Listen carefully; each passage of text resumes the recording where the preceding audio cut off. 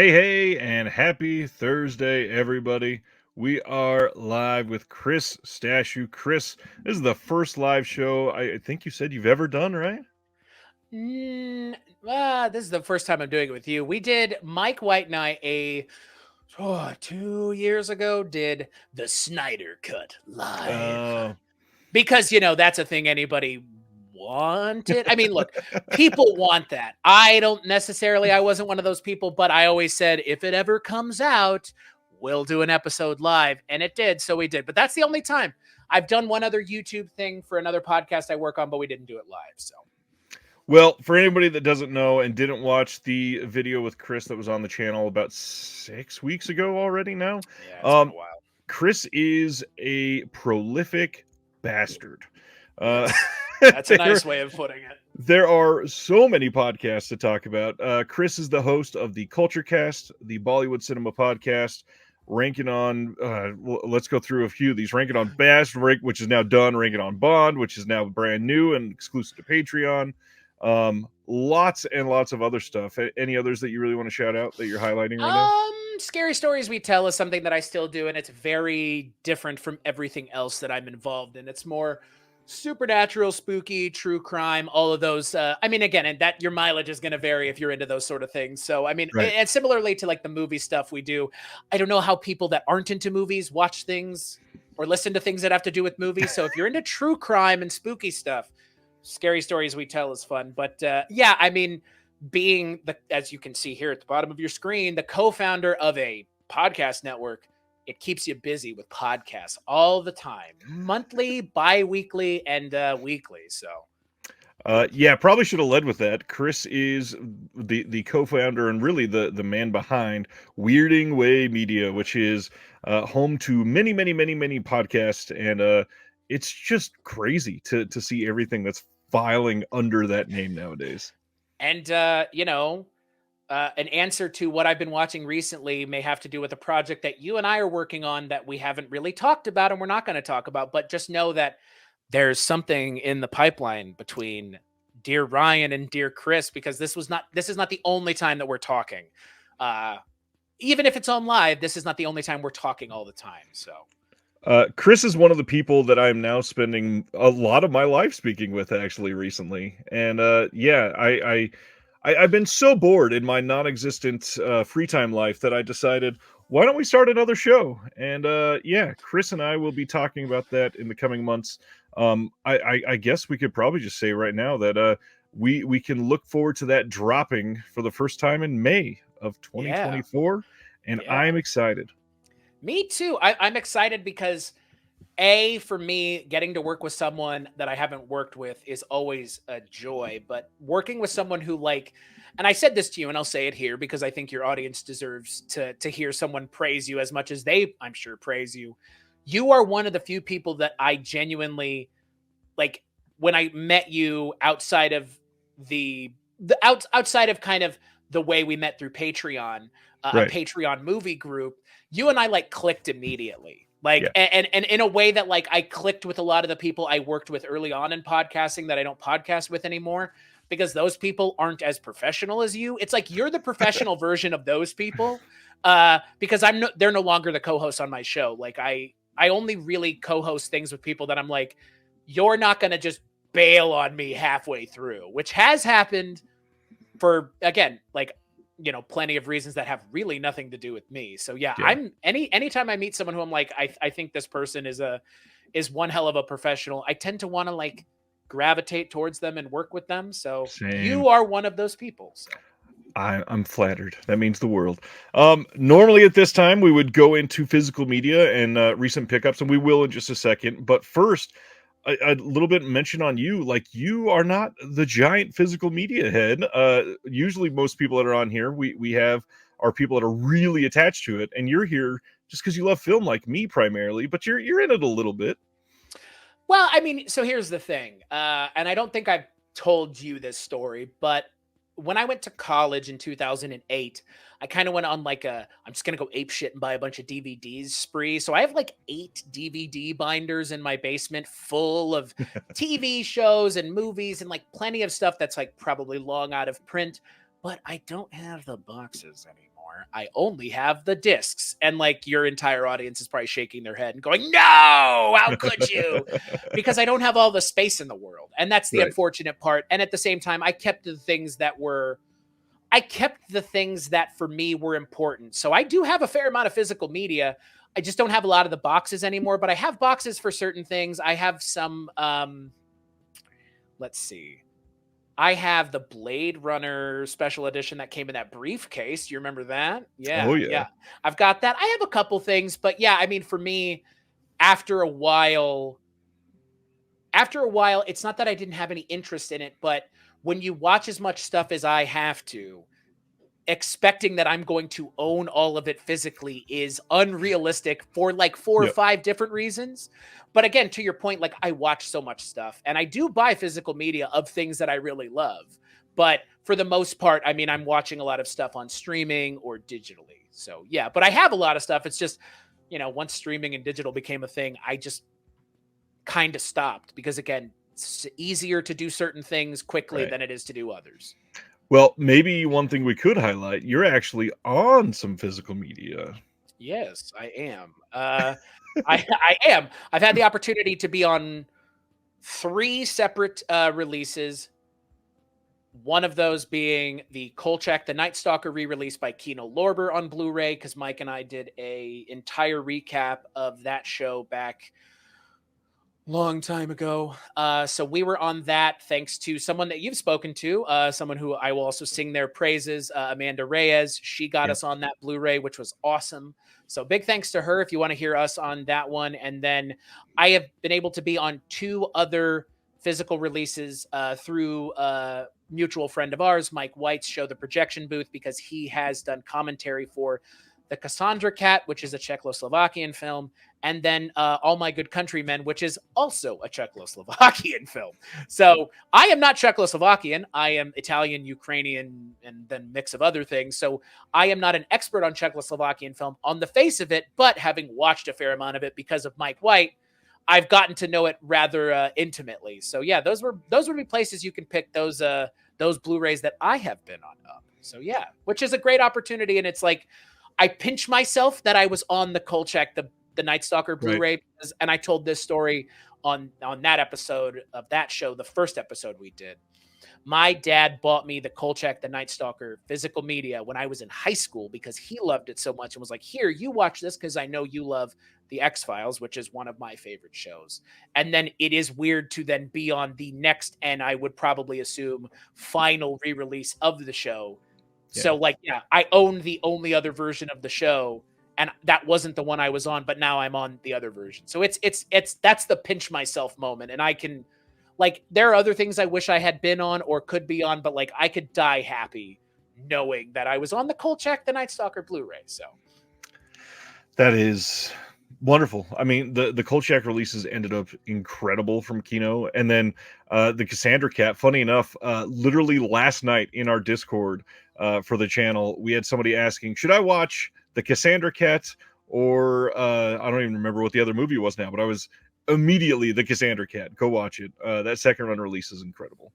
And that's a fun movie. I mean, again, if you're already open to it, like, cool, go for it. But it's not, I mean, it's not something, I guess, I wouldn't have thought it's something I'm going to seek out. But if other people are interested and into it, check it out. It's a fun, weird, Czechoslovakian films are strange and fun. So I'm a fan of that cinema just in general now, thanks to Mike. So Silent Mandible chiming in saying it was him that was asking what to watch. I hope you enjoyed the Cassandra Cat.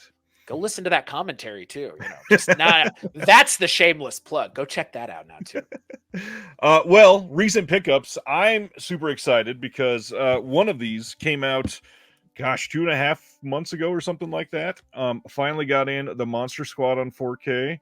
Wonderful release again from Kino Lorber, but it was delayed because I pre-ordered it with the Inside the Mind of Coffin Joe box set from Arrow Video. Here's a list of all the titles. This is a wonderful Brazilian filmmaker. Crazy big release. You can see so many special features on this thing. I could not even read all of this off. The way that they have produced this is just amazing. We have all of these cases. We have multiple films in each of these. Then, of course, posters. And I'm most excited for something like this, the giant book for this, to give all the context behind such an important filmmaker for a culture that has really gone, especially in recent years, just kind of underappreciated on physical media, and therefore a lot of people just have not had the chance to watch these at all. So very excited to dig into this. I know a lot of people are worried about getting it, and man, this thing is huge, and already setting 2024 off as a really decent start to the year with that box set. Brazilian filmmakers. I've had the opportunity to watch a couple Brazilian films on the projection booth. I believe Show Me the Way, Jesus, Show Me the Way to the Highway, and Crumbs are two Brazilian films that I watched, and those are really interesting. So Brazilian filmmakers have a very distinct voice, and I'm definitely a fan of it. What about yourself? Any physical media pickups you want to talk about? Yeah, I mean, this will give me an opportunity to continue to shamelessly plug the things that I work on, which I hate to do, but I'll do it here. I picked up over the holidays because we're covering it, like you mentioned, on a Patreon exclusive show. I picked up the James Bond Blu-ray set that they released a couple years ago. I got it for rather cheap, and I will say it leaves something to be desired in terms of the quality of the cases that they provide, because the discs slip around like crazy inside. And yeah, not great in terms of the quality of the packaging that they released it in, but all of them are Blu-ray. All of them have the commentaries. All of them have, for the most part, I believe, anything that would have come out on the other version that they released a couple years ago, which is not a new physical media pickup in terms of time since it came out. But it's definitely one that I bought because I saw it on the shelves at Half Price Books for $5. And that is the first in the series of the James Bond DVDs that they released. But it has some interesting choices: Goldfinger, License to Kill. And these are really iconic for me because these were the versions that I saw growing up, but the VHS versions. And they have those, I guess for me, iconic covers of the movies. I don't know. They stuck with me. So, just to, show everybody this like 25-year-old DVD set that I got for $5. I'm that guy, folks. I almost bought The Sopranos on VHS at Half Price Books. So I'm unfortunately that person. But I also did pick up a movie that I really liked from last year. Again, some people in your audience may like it. Some people may not like it. And I think the divisiveness of the movie speaks volumes to how interesting it is. I picked up the Steelbook version of Skinamarink, which is probably one of my favorite movies of last year, if not the movie. Wow. I loved Skinamarink. I was the right person to see that movie. I was the target audience. I was the 90s kid who woke up in the middle of the night and was scared shitless. And that's what the movie mined. And I mean, look, Steelbooks, everybody loves them. Both of the discs. It's, fantastic packaging, fantastic quality movie. And if you haven't seen it, check it out. But also, this was like $20 at Walmart. So a good pickup. And who doesn't love a good Steelbook?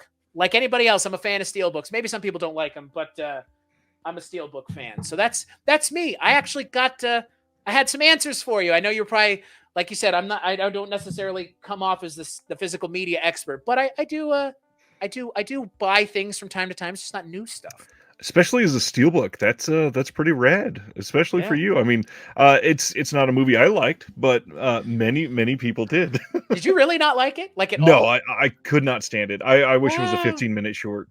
That's fair. Hey, look, either you liked it or you didn't. There was literally no middle ground, which, if you have watched the movie, you will understand why there is no middle ground, because it is a very specific kind of movie made to elicit a very specific reaction. And for me, like I said, for me it did, but I have plenty of friends who went and said the same thing you did. Why was this? I'm bored.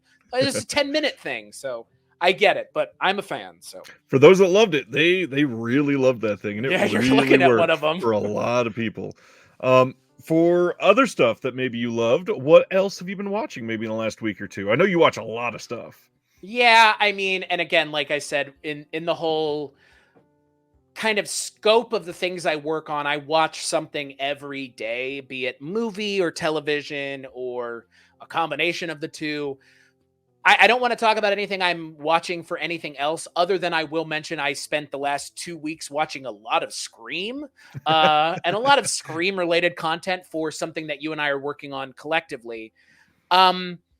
In terms of things that I'm watching right now, something that I will sing the praises of, and I've been singing the praises of on social media when I do post, which is rather infrequently because social media sucks for the most part. And it just recently, it's kind of back in the spotlight because it won some awards.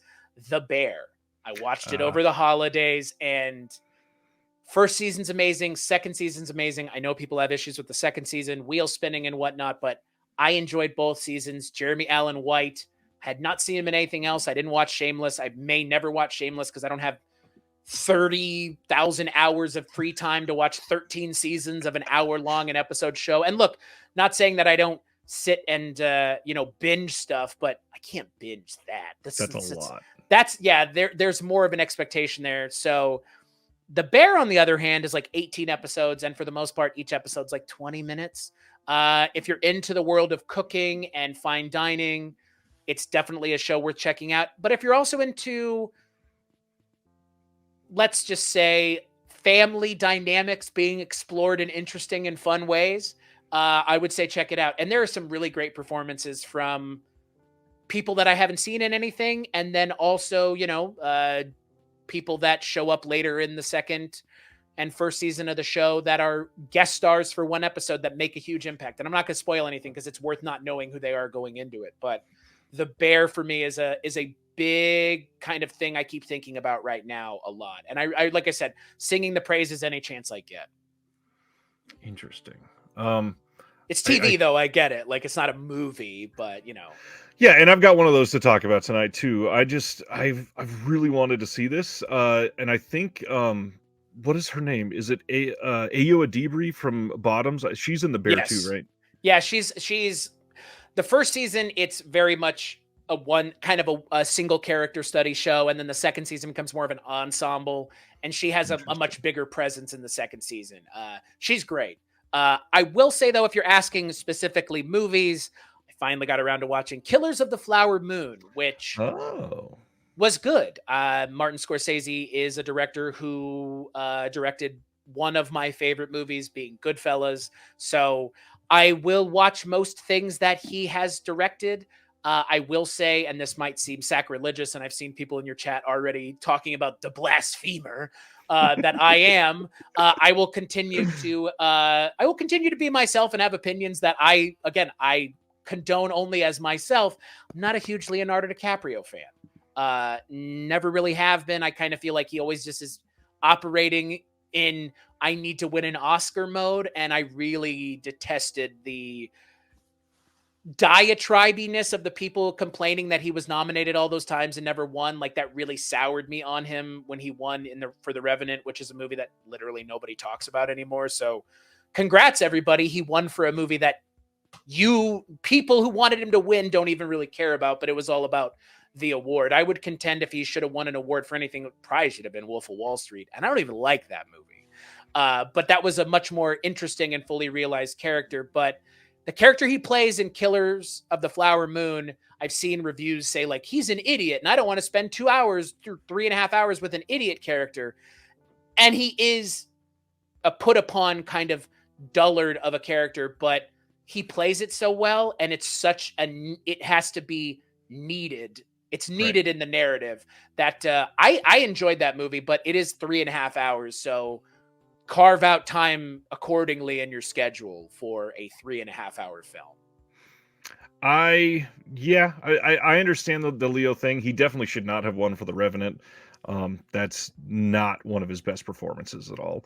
No. Honestly, instead of Wolf of Wall Street, I think he probably should have won for Django Unchained. Either that or okay. And I'm a big fan of Once Upon a Time in Hollywood. I think he did pretty incredible in that too. But I really don't want to make your audience any madder than I probably already have by going down that road. We have had multiple anti-Tarantino rants on here, so don't worry about that. Yeah, I mean, sorry. I don't like people that plagiarize other people's work, and I'll just leave it at that. And if you're we gonna do it, at least apologize. At least take responsibility. Don't just pretend, because in these time of magic and wonders, the internet exists now. Let's just put it that way. 20 I years agree ago, there. 30 years ago, not the case. I get it. So a few things from my list from the last week, which for me, it's been a surprisingly decent week. Normally I'm at 1 or 2 things watched for the full week. We finished Beef finally, super behind, but watched that limited series on Netflix. It was decent. I thought it kind of went a little jump the sharky in the last episode or two. Like they tried to make it too over the top. Have you watched Beef yet? I haven't.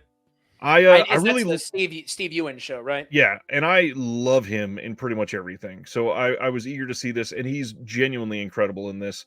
I thought it was a really good premise. I think it got a little too wacky by the end of it, which kind of hard not to when you start off the way that they do and start a limited series because somebody honks their horn at somebody and it just goes crazy. Next thing, I finally watched Poor Things. Been trying to finish this for a long time. Thought it was pretty great. I'm normally not a huge fan of the absurd like he always throws in his movies, but I think this was a really well done one. Had a little bit like too in your face messaging. Other than that, it was fun. I stoked that it was a very like this is going to sound weird to say, but happy that we are talking so positively on the internet right now about a movie that is so forward with nudity and sex rather than being so prudish like the internet's been for the last couple of years. This is a very horny movie. Eternity, you mean? Yes, this is true. But yeah, this is a very, very horny movie. I think anybody that hasn't seen it, I think most people will probably find something to enjoy in it, and it's also beautiful. Like pretty much everything he does is incredible looking, but this is exceptional. Like maybe his best looking movie yet. I haven't seen a single Yorgos Lanthimos film. I would recommend Dogtooth. It's my favorite. Okay. For sure. Okay. It's just not that I have any reason. It's just it's never been anything that anyone has gone out of their way to mention, and it's never come up on my show to cover. So, and not that I'm saying that has to be a reason, but it makes it easier to watch it if I have to watch it. Well, now I might recommend that for a future episode. Yeah, I'd love, because I mean, I know that a lot of people are really big fans of his, and I would love to understand why, and I just haven't gotten to that point yet. So, auteurs, as they would say. I get that. Speaking of auteurs, I watched Glazer's The Zone of Interest. Was able to catch up with that one, and for most people, that's not out yet until like 2 weeks from now. So for now, I will say strongly recommend going to see The Zone of Interest if you can. For those that have not heard anything about this, which granted, it's not getting a whole lot of press right now. This movie is about a family that lives literally right outside of Auschwitz, and it's all about how they're kind of just normal people living their life in a family ran by a Nazi, and how that affects them in a day-to-day life. And my God, is this movie haunting in so many crazy ways. Like the fact that you are watching a family celebrate things while literally plumes of ash rising in the air behind them fill up many scenes. It is a wild movie. Strongly recommend for anybody. Interesting. Is that a contemporary release, or is this a re-release of something from? This is brand new in theaters. Oh wow, okay. I haven't not heard of it, but my lord, that sounds intense. It is intense. It is set during World War II, and it is like I can't even say like the performances are incredible because it's basically just people living, and it's weird to say like there's nothing exceptional about it, but my goodness, incredible movie. Strong recommendation. And to end on a poor note, I'm curious if you saw this one. I finally saw Wonka. No, it's not good. Okay. So Timothée Chalamet is in Dune. I'm not a huge fan of Denis Villeneuve's Dune, but I'm a huge fan of David Lynch's Dune, and I'm a huge fan of the source material. And I'm not a huge fan of him there, and that was kind of like a big deal for him as the lead of the movie. And yeah.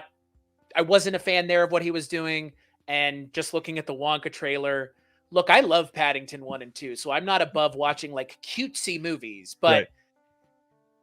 it looked a little like it's ironic the movie's about candy because it seemed pretty saccharine to me just from the trailers. And I'm okay with saccharine movies. Like I said, Paddington is pretty saccharine, but I'm not sure that that really jives with what I expect from a Willy Wonka movie. But, you know, when it comes out on streaming, I'm sure I'll watch it because, you know, it's got Rowan Atkinson in it, who I adore beyond belief. So, no. And Hugh Grant as a Oompa Loompa, just God in heaven, what were they thinking? Okay, so I'll say some positive things. The supporting cast is by far the best part of this. Like, Keegan-Michael Key steals every scene he's in. Rowan Atkinson, Shocking. I want a movie about Rowan Atkinson's character. Hilarious. Olivia Colman, I did not even realize she was in this, and then it made me realize, like, is she in kind of every single movie nowadays? She's in The Bear, bro, for one scene, and it's like one of the best scenes in the entire show. I'm not even kidding. She's in one scene in the entire series so far, and it's like widely considered to be one of the best scenes in the entire show. So yeah, I think so. She's amazing.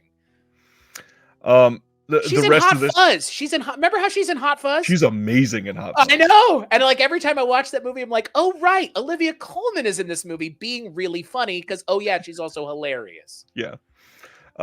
Last couple things, the music in it pretty much sucks. There's a couple decent songs, but there's one, I think it's called Scrub Scrub is the name of the song, goes on so damn long. It is real bad. What else? Like, Timothy Chalamet's not the worst part of the movie, but this script is just bad. It is built as a direct prequel to the original Willy Wonka, and it just does not work. Like, they have two of our main characters dealing with missing parent trauma, and it's too much. Like, if you're gonna do that, you can do too much with that, and yeah, they do. Did not like this all that much at all. It was pretty to look at, obviously, but then there's so many things that are just a mistake. Like, you brought up Hugh Grant.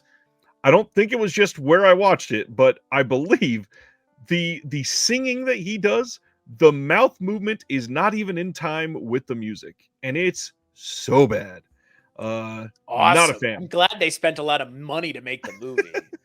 I mean, you know, it is what it is. They marketed right? this thing for literally like 12 months too. Yeah, well, I mean, it's a known property, Ryan. It's Willy Wonka. Everybody loves Willy Wonka. So can I ask you a question? Does it make Charlie and the Chocolate Factory look like a better movie than it deserves to be? Because I don't hate that movie, I think, as much as everybody else does. I don't think it made it look better. I think it was already a much better movie than this. It's decent, yeah. Okay, yeah. I know. Well, I know Charlie and the Chocolate Factory is not...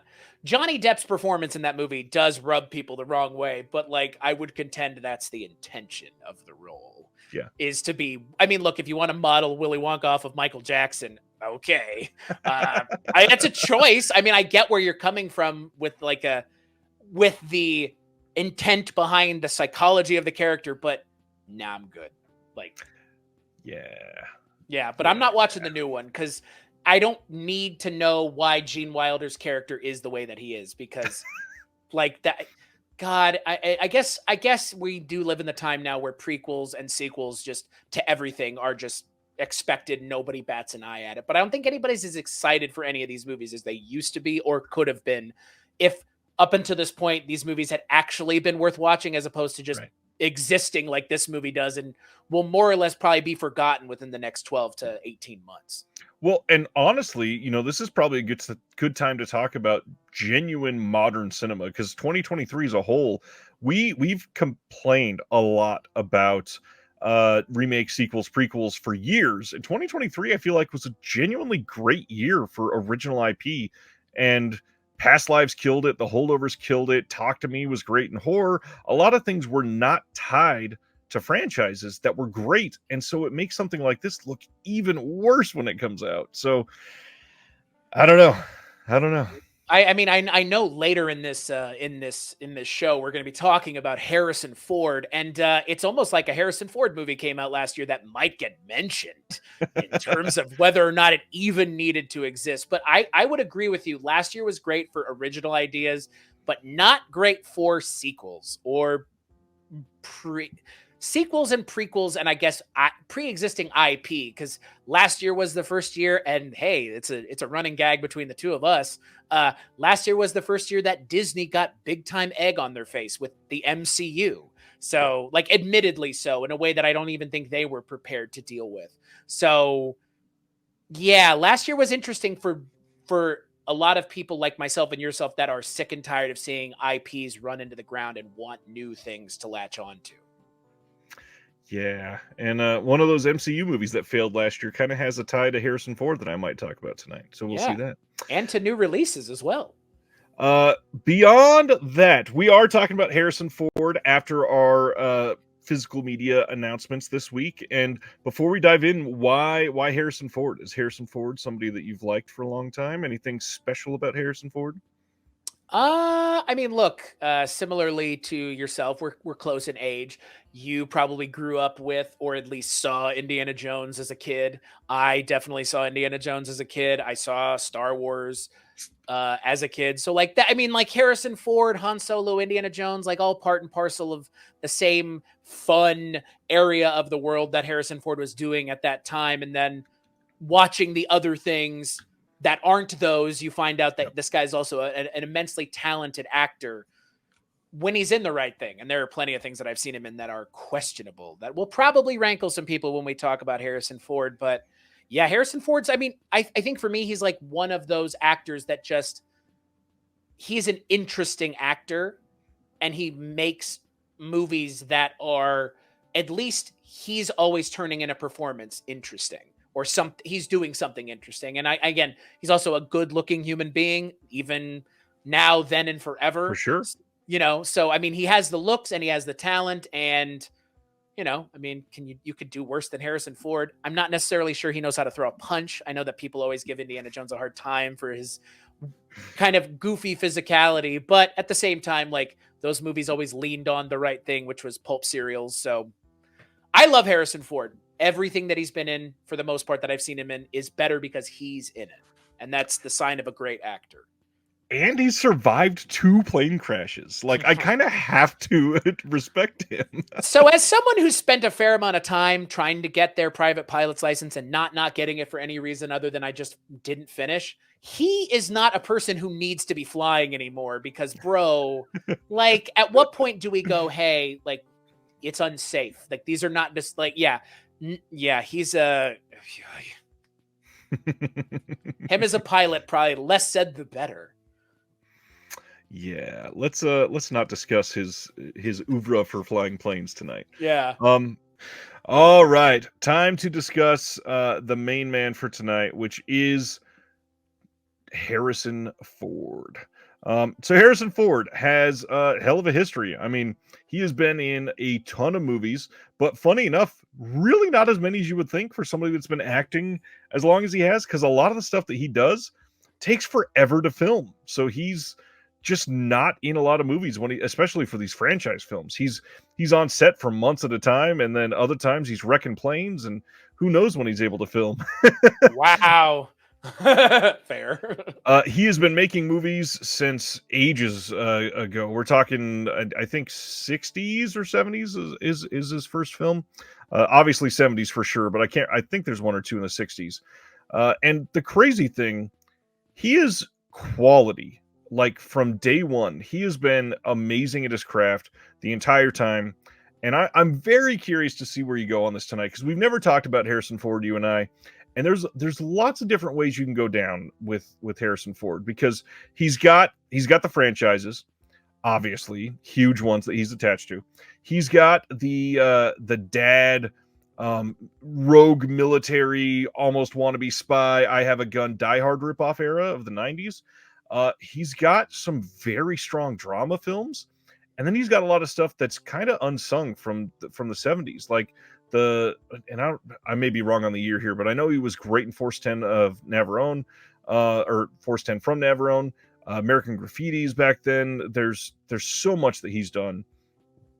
From Similar says from 77 to 86, he ruled Hollywood, and he did. And honestly, he kind of did a lot in the 90s as well. Some other people took over, but some of those movies in the 90s were massive that you would never think. Like, The Fugitive was a huge hit, and without him, That's a perfect movie, by the way. that movie probably never would have done anywhere near as good as it was. Case in point, the sequel didn't. uh, It just didn't. And that movie had Robert Downey Jr. in it. That's true. Harrison Ford. Why don't you tell me your first interaction with Harrison Ford films? Do you remember? Yeah, it was Indiana Jones. I mean, and like, I think for a lot of people my age and your age, like that's going to be the answer. That or Star Wars, of course. Yeah, like it's one of two things, but like they're really this different heads of the same coin. Like Indiana Jones, Han Solo, pick your poison in terms of what you like, because you might more than likely you're probably going to gravitate towards one or the other. And in this day and age, given that Star Wars is not what it used to be, and I'm not saying that as like I hated The Last Jedi, none of that nonsense. I'm literally saying like we have so much more now than we used to that I could understand someone going, well, Han Solo is not my cup of tea anymore. Because like there's a lot of other directions to go with your love of Star Wars and even of your love of that character. But for me, it's Indiana Jones. And like that for me is the character that I think of when I think of Harrison Ford. Broadly is Indiana Jones. And I don't think that's wrong. I think many people are going to be on that exact welcome mat for Harrison Ford for sure. Silent Mandible. I mean, we were good up until a point, but now questions must be asked because I saw Cowboys and Aliens in theaters, and I slept all right. So now the biggest thing is tonight when you were making your list, are these the best films with Harrison Ford or your favorite films with Harrison Ford, or did you go for your favorite Harrison Ford performances in films? Little column A, little column B. Yeah. What about you? Mine's pretty mixed on that. I think I've got one and probably a half. That's weird to say, but 1.5 of these are primarily because the movie's great. And the others are definitely because of his performance. And the crazy thing is there is arguably 10 films that you can say that he's done that are literally perfect performances. Like nails exactly what he needed to do for a role. And I will stand by that any day of the week for many of these. And I had to choose at least a couple of those. So I'm curious to see how many of those you got on your list. But let's jump into it.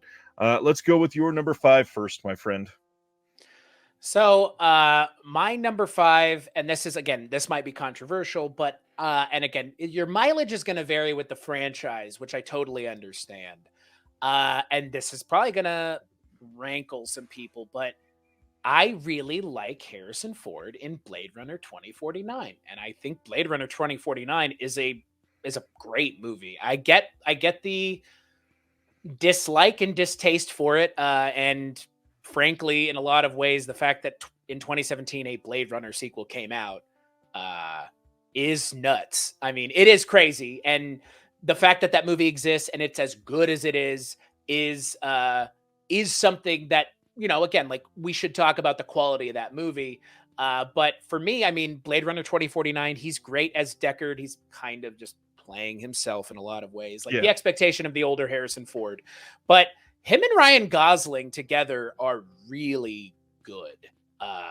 Really good. And to Silent Mandible's point, like I might be one of those people that prefers 2049 because I like the two of them together and their chemistry in the movie. And I don't know. I did a huge episode with Mike White on his show last year, and I like really appraised that movie. And no, Blade Runner 2049 is one of those movies that like I really enjoy now, and I will just put on sometimes just because. I mean, it's an immaculately filmed movie too. I mean, that's the other thing. It's Roger Deakins, so of course. But yeah, Blade Runner 2049 is my number 5. I have to piss some people off. Probably, I've still not seen 2049. And the funny thing is, I love Denis. I think that he is a great director. I'm maybe another shocking thing. I'm not going to mention the first Blade Runner tonight. It's not one that I am really going to go to bat for. I probably need to rewatch. It's been a handful of years. Me either. I'm not going to mention it either. I good, especially after mentioning one of them. I think that's probably a good thing. The Blade Runner's good. Obviously, it's like one of the most renowned films of all time.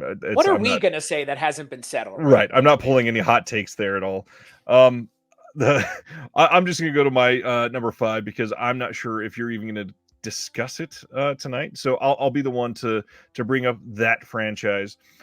This is the one that I'm picking again. It's for the movie, not really for his performance. I gotta have Empire Strikes Back on here. I'm not even a Star Wars person, but it's that movie. It is the Star Wars movie for me. I think it's the best one by far. But it's really a Luke movie. It's not a Han Solo movie for me. This movie's all about Luke, but he's in it and he's very good in it. But this is the best of the franchise, in my opinion. And it's got Frank Oz playing a really big Yoda part, obviously, which I gotta rep for the Muppet family, of course. And Empire Strikes Back Muppet family, y'all. is the masterpiece, and I really hope, if people have not watched it in a long time, go back and check it out, because Empire is the one. I can neither confirm nor deny that shows up on my list. You see what I mean? I will say, to your point, if I were to bring it up in the future, the thing that I might say is the second movie is definitely the Han Solo movie in a lot of ways. Like, I feel like he gets a lot more screen time in the second movie than he does in the For first sure. one. But for some reason, it's not the iconic scenes for him. He gets more screen time, but it is a Luke film for me when I think about it. Right, which I totally get, but like there's an emotional core of that movie that is Han Solo and Leia. So of course. Number 4 for you. My number 4 is actually Empire Strikes Back. So that's why. I mean, that's why because like, again, like I figured you'd ask, and we're here. And look, the version of Han Solo that he plays in that movie is the version of Han Solo that I am a huge fan of. And again, like, it has some of the iconic lines. It has my favorite, like, Han Solo getup, which is that black jacket that he wears. Yep. For me, that's like the iconic Han Solo. I want to mention something. And, you know, I don't know when I should mention this, but this for me is like the Harrison Ford thing that I think of when I think of Harrison Ford. And you're going to laugh, and your audience may not even have heard of this. Harrison Ford showing up in his son's film as a bus driver saying, "What up, biatch?" Which is, I mean, that for me is like, could that just be number 1 and we just end this conversation now? Someone in your chat mentioned his cameo in Bruno, which is absolutely one of the funniest things in that entire movie. Fuck off. I mean, that's Harrison Ford. Like, if you've ever seen him on film, there he is. He's Harrison Ford, and that's the way he is. But back to the topic at hand. Empire Strikes Back, Han Solo, number 4 with a bullet. I mean, I only put it 1 higher than you, so I think it speaks volumes as to the quality of the character work in that movie from Harrison Ford. Yeah, and we already got one comment saying Blade Runner not in the top 5 for either person is like blasphemous, but there's certain things with this, like, is it blasphemous, or are we actually like stretching our muscles here to find something that's not just Han Solo, Indiana Jones, Richard Kimball, Rick Deckard, and Jack Ryan? Like, I mean, we could do that as well, but I don't know if that's an honest answer as much as just the obvious answer. So let me get that out of the way then. My number 4 is my Indiana Jones pick, and I'm going to go with Last Crusade for mine instead of Raiders. I, for some reason, there's another choice there, my friend. There is, and that's not my choice. I like how you're like, it's not Raiders, though. It's like, okay. My choice is the chemistry between Sean Connery and Ford, and honestly, the whole going after the Holy Grail in the tomb and all of like the puzzle to solve how to get there and all that stuff. I loved that shit as a kid, and that's why this is the sequel that I ate up immediately. Absolutely think this is the best Indiana Jones, primarily because of those two things. It just, for some reason, hit exactly what I needed it to the first time I saw it. So, Last Crusade is so well made. Love the production design of like inside the caves for that one. And it's such a wild movie. The things that Spielberg puts in this, and it's just fun. Like the interactions between Indy and Sean Connery that are just played for like a real quick gag that actually are actually laugh out loud funny when you think about them, especially when it's these two dudes just having a ball out in the middle of nowhere filming this. I love this movie. I think that there is enough to really bring back nostalgia for a lot of people. And if you've only seen Raiders for the last handful of years, whatever, because it's the big one that everybody seems to go back to, I get it. It's the first one. I think Last Crusade is clearly the best of this franchise. Clearly. Okay. You know what's funny? I think what makes us good friends is that your choice, and when we get to if we were to show up on this list, I might have the even more unpopular opinion among some people's choice. Clearly, Kingdom of the Crystal Skull. I was about to say, can't wait to hear you talk about that refrigerator scene. Yeah, as your entire audience just goes, and nothing that this guy does will I have ever anything to do. I get it though. Last Crusade for some of my close friends, and I think at least for one, if not both of my parents and my grandparents, that was their favorite. And it's because of that back and forth. And like, there's no surprise that they cast James Bond in the American James Bond movies, because in a lot of ways, Spielberg was making James Bond with Indiana Jones, or at least his kind of homage to that time and era of filmmaking. And so I get it. Last Crusade's amazing. Like, I'm not going to disagree with you, but I also understand not liking it because it is a more fun and lighthearted movie than Raiders. Yeah. Which Raiders, going back to watch Raiders earlier this year with my kids was wild. There is so much in that movie that you don't expect for the first film in a franchise, and it like moves from the moment it's on screen. That movie is crazy. Raiders is a perfect movie, but it is not my favorite Indiana Jones movie exactly any more than it's. Same. And that's the thing. Like, I think that's the way to have these conversations now, and this is the way that I do it, which is I can concede that Raiders is the better movie.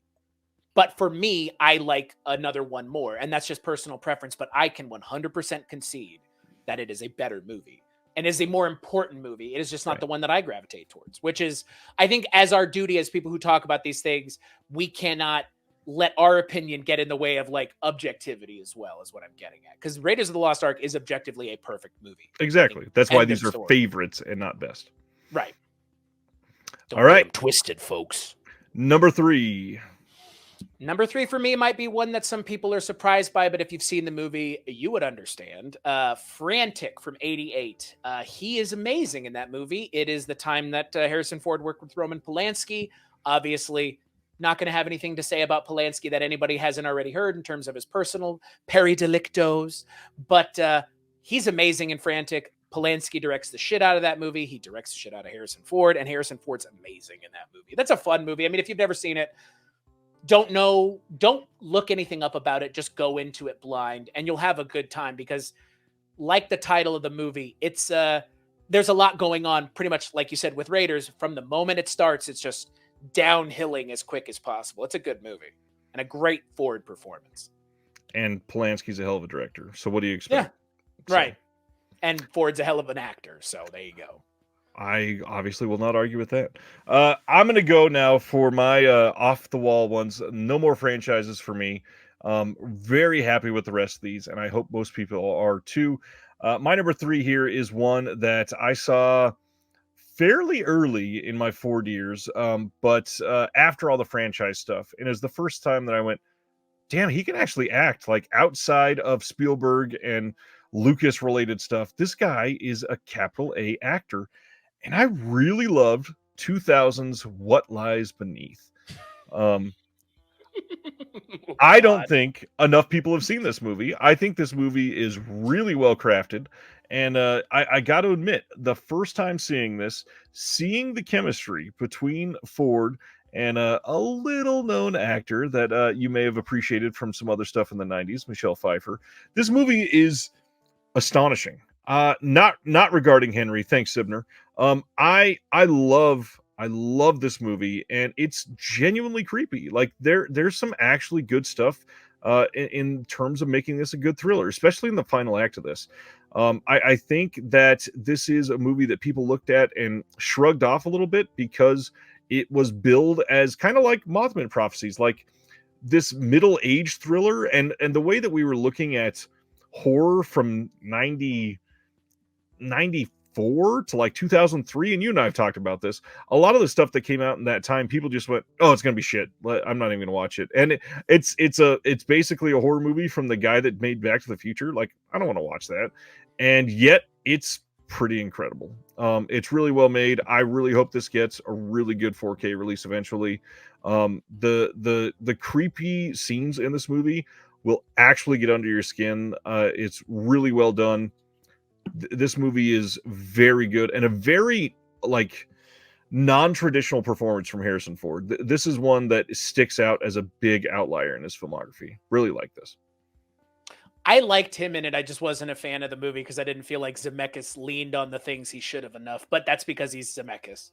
And also, Yeah. I covered this movie at a time where we were towards the end of Tales from the Crypt, which is partially a Zemeckis product. And I don't know. I've always bristled at Zemeckis directing horror movies because it doesn't seem like he wants to direct a horror movie. You know what I mean? Which is, I mean, Yeah. I get it. I mean, genre movies, you know, for some people, it's like a dirty word. It's also written by Clark Gregg of all people, which is like the weirdest like little piece of trivia. You know, the Shield's own Clark Gregg. So I will say I think that Zemeckis's best horror is kind of a toss-up between scenes from this and the dip scene in Who Framed Roger Rabbit. Both scenes incredibly creepy, and yeah, he does great in both. yeah, I mean he does decent on what is it? All Through the House, Yellow, and You Murderer. All Through the House is great. Yellow is not really horror at all because it wasn't the intention. And You Murderer, oh my god, it was like the audition for Forrest Gump's CGI. Are you familiar with the You Murderer scene from Tales from the Crypt? I believe so, but it's been a long time. It's the Humphrey Bogart CGI face episode where they have like a CGI Humphrey Bogart face, and it's again what he ended up doing with Forrest Gump. That was kind of that early steps into utilizing CGI to recreate, you know, real people and their performances. But yeah, Zemeckis's horror stuff is interesting. It's just very not exactly what you would assume horror could be. Stan Geezy and Daniel Sibner are attacking me for not mentioning Death Becomes Her. And as I commented down there, Death Becomes Her is a genuine masterpiece. It's just not creepy or scary to me, really. I love that movie. Yeah, it's great. Death Becomes Her is a great one. Next one from you. So this is my number 2, right? Yes, sir. So for me, my number 2, and I struggled with this because again, I didn't know if I wanted to go, oh, Mr. Creative, and I won't pick the franchise thing as the number 1. So I didn't. I went with Indiana Jones and the Temple of Doom for my second one because A, favorite Indiana Jones movie. B, I get the problems with the movie. As someone who watches a lot of Indian cinema, I understand what everybody's problem is, but also we have to go back to what the source material was doing similarly at the time when they were making those kinds of movies. They were doing the same thing. So just going to point that out for anybody. I mean, again, just to look at it through the lens of what it's trying to emulate. I love him in that movie. I love his back and forth with Kate Capshaw, with Kike Kwan, obviously. I mean, Short Round should have come back for Dial of Destiny. The fact that he didn't is a big missed opportunity, and now we never get to see that. And you know what? Marion was cool, but Short Round should have come back too. And you know what? I mean, Indiana Jones is done and dusted now, thankfully. We don't have to be subjected to any more mediocre sequels beyond, like, the first 3 movies are amazing. But then 4 and 5, like, I know people that like the 5th movie, and it just didn't resonate with me the way that it could have or should have. And that's just a me thing. I know people that liked it, and I know people that have the same feelings as me. But for me, number 2 is the performance that number 2 is the one that I really like, and it's the performance from Harrison Ford. It's the beginning of the movie. It's everything. Temple of Doom is just, I don't know. I could wax poetically about it like you did with Last Crusade. Yeah, Temple of Doom is great, obviously, and I've still not seen Dial. I can't really argue with anything against that or for it. I've heard plenty of things, both sides of the aisle. A lot of people think it's cheesy fun. A lot of people think that it was a waste of time and never should have been made. I do think that it really kind of stinks that Everything Everywhere didn't come out 8 months earlier, we might have been able to get some short round and dial if it had perhaps that really really great run that everybody just falling back in love with him again really could have pushed that over the top. But it is what it is. It's over. We'll never have another indie, thankfully, probably. Sure. I say with lots of disqualifiers there. Right. My number one is one that I've been talking about for a good 5 or 6 months on this channel because it just got a wonderful physical media release. I have to say my favorite Harrison Ford movie ever is or wait, I'm only on number 2. Never mind. I was going to say, like, no, Woo! wait. Whoa, Whoa, now. number 2, Air Force One. I think this is the best Die Hard ripoff ever. I also, by far, Wait a second. Oh, I could take. There is a movie that I think is. Have you seen Executive Decision? Way back, like when it came out. Rewatch Executive Decision. I would be curious if you still have the same answer. Also, yeah, can you give your audience a line reading of Harrison Ford's most famous line from Air Force One? from a couple films. I think he says that in one or two others too. Does he? Yeah, no ticket. So my big thing for this one, and this is probably going to get some weird looks. I am a huge fan, and everybody is, of Gary Oldman. That's everybody loves Gary Oldman. No big deal. But the other one, Glenn Close being in this movie is kind of what puts it over the top for me. I don't think I've ever seen Glenn Close be in something that I don't really love. The biggest thing for me, I have said for years that my favorite TV show of all time is The Shield, and her season of her run on The Shield is maybe one of the most exciting seasons on TV, and it's primarily because she grounds that thing in a just ridiculous state of like vulnerable realism. And I really feel like with Air Force One, they actually do a lot of that same thing. They make it feel like the characters genuinely have something to lose. And then past that, the last half hour, we get like another plane emergency movie that really fits in with a lot of the crazy movies from the 60s to the 90s that we just don't get many of nowadays. And yeah, that it's just fun. It's interesting. The action's good. I love this movie. I love Glenn Close, and Harrison Ford really puts it over the top. Get off my plane is a good line. And then he opens Gary Oldman. Yeah, it's great. I mean, I didn't pick it. I was curious if you would, and I also was curious, your audience's response to it, because again, it's a little. I mean, it's very jingoistic if you watch it. It's rah rah America first. Not a problem, but like I could see how that might rub someone the wrong way. Yeah, that's kind of what I'm getting at. I think Air Force One's a lot of fun. Let's discuss your number one.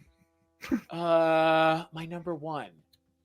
I don't know if it's going to make anybody mad per se, but I think some people might go, "Oh, okay." I'm not sure Harrison Ford has made a better movie, has a better performance than Dr. Richard Kimball in Witness, not in Witness. Gotcha. In The Fugitive. Yeah, that's why it's on the screen already. I knew that was coming. Yeah, I mean, The Fugitive is, I think, Harrison Ford's overall best non-franchise action movie. Yeah, I don't know. The Fugitive, I mean, the thing with the train, I mean, it has Joey Pants in it, has Tommy Lee Jones in it. I mean, Tommy Lee Jones and Harrison Ford opposite one another in that movie, like that alone. But then all of the other parts of the movie, like Daniel Roebuck, and just, I don't know. It wasn't me. It was the one-armed man. Like everything. The Fugitive is a great movie. It has some of the best action scenes of movies in the 90s. And I mean, look, I'm a huge fan of Andrew Davis as well. So I get it. This movie is, like I think what you said at the beginning, a perfect movie. I can't argue with that. This is a perfect movie. Perfectly cast. Tommy Lee Jones is like chewing up scenery with Harrison Ford to the point where you could argue both of them are the best part of this movie easily. Right. Love both of them so much. It's great. It's not my number one. It was my number 6. I just have, I think, more nostalgia for the rest of these. My number one is I kind of spoiled it already. I got to go with 1985's Witness. And you did the thing. Okay. I think this is my favorite Harrison Ford performance, and that's why I kind of saved it for here, is because I think this is his best performance for sure. This movie is so damn interesting, and the fact that it tackled like Amish culture surrounding something interesting and how you blend the way that we handle things in a technological state, going against other cultures that are surrounding that. This movie is harrowing, genuinely thrilling. It has some brutal moments. Like there's a couple scenes in this that are actually rough. Harrison Ford's performance in the first half of this, like it brings a sense of humanity as a detective that is going essentially undercover to live in this society. He is taking something that he had not done up to that point, and I don't really think he's done since then, and showing acting chops that are just beyond what you would expect from somebody that is really getting famous because of Indiana Jones and Star Wars. He makes choices to take some of these roles that are going to push him. He always gives it his all, and this as a Peter Weir film is something that delivers a script that you are always interested in. There's not anything in this movie that really lets you go, oh, I can take a break from this. I feel okay running to the bathroom in the middle of this. This is a movie that you are glued to the freaking film the entire time. And it could just be me, but I love this. The 4K from Arrow that just came out like 6 weeks ago looks pretty good. It's not a perfect 4K. It's one that I'm extremely surprised that it got a really good boutique release like this. But if you have not picked it up, highest recommendation. I think this is Ford's best film. Peter Weir, another project that we're working on, Peter Weir came up. So I see a reoccurring theme here. And to answer one of your audience members, yes, that was the Jim Carrey impersonation from Ace Ventura. Because that is what I think of when I think of that line, is Ace Ventura doing that. It wasn't me. Or I guess is that Ace Ventura or The Mask? You'll correct me in the comments, I'm sure. I feel like it was The Mask. It's been a long time since I've seen either of them. But that's a good pick. I mean, I wouldn't say that's the, I mean, given the way the comments are reacting and what they were saying, it might be the obvious pick, but I think it's a great pick because Witness is fantastic. Solid movie. And obviously, I already said Fugitive was my number 6, but he's got incredible films like Apocalypse Now, The Conversation, Mosquito Coast, Force 10 from Navarone. Many of his franchise films could have easily been in top 5 and people would have a hard time to argue against them. But the biggest thing, honestly, I joked earlier, I think it was Sibner that said I was going to say Regarding Henry. Regarding Henry is an amazing movie. It's not one that has survived the test of time super well, but it's a great movie. And really, really strongly suggest, if you've never given Harrison Ford your time as like, this is an actor that I really want to appreciate, he's really deserving of this. He's not just the guy who they begrudgingly brought back as Han Solo. I mean, he also is. But I love Harrison Ford, the person. He just seems so himself all the time, and also leans into like that old curmudgeon-y man that everybody expects. So I love Harrison Ford. He seems like he would be an interesting guy to, spend some time with. And hey, guess what? He's going to be in the MCU. Hey, everybody. It all comes back to Disney. Because you know what? I think they had him on record. He was just like, what did he say? He was like, I'd like to get in on that. I think something to that effect, or like, I'd like to be part of that. So there is a less than 0% chance that we get Red Hulk Harrison Ford because he's playing Thunderbolt Ross. Yeah, I mean, that in and of itself, sign me up is what I'm saying. I think you mean a greater than 0% chance, but yes, less than 0% chance would be really awkward. That's true. That is it for Harrison Ford. I'm not going to say get off my plane in an Arnold Schwarzenegger voice. I apologize. God, anything else about Harrison Ford you want to bring up, or No, that what up biatch thing is not something I think a lot of people know about. And if you don't know what I'm talking about, literally just go to YouTube, Harrison Ford, what up biatch. It's hilarious. It is really the best line reading of his career, other than the Bruno fuck off, which is also a hilarious line reading. All right. Well, we're going to do something that Harrison Ford has done very unsuccessfully a couple times and land this plane then and say thank you all for hanging out tonight. It has been a really fun night. Chris, you want to highlight any podcasts coming out or any recent episodes? Here coming up pretty quick, you and I are going to be talking about Walk Hard. I'm going to be releasing an episode you and I did on Bo Burnham's Inside and Inside Outtakes. And yeah, like Ryan and I have kind of already hinted at, keep your eyes on the skies, folks, because a new project is on the horizon that Ryan and I are both working on together. And I know that I speak for both of us. We're super excited for everybody to get a crack at, to listen and give their thoughts, because you know what, your audience is thanks y'all for being as entertaining as I hope we were. So, and for all y'all that didn't get Arnold Schwarzenegger voice from Ryan, let me provide one for you. Come on, do it, kill me, come on, what are you waiting for? That's for you guys, you're welcome. And it has been a gas. Thank you all for hanging out. This has been incredibly fun. I can't wait to see you all next Thursday. And until then, have a good week, and we'll see you next time. Thank you for watching The Disconnected. On the way out, make sure that you are subscribed to the channel, that you've liked the video, and that you've copied the link to be able to share with someone else that may appreciate this.